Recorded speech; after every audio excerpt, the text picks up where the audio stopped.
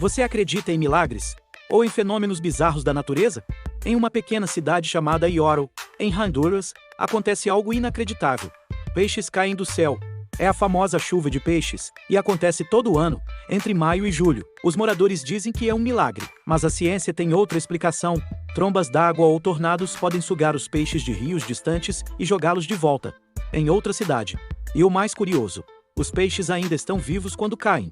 Mistério, milagre ou fenômeno natural? O que você acha? Você já tinha ouvido falar nisso? Comenta aqui, curte e compartilha essa curiosidade com alguém que vai ficar chocado.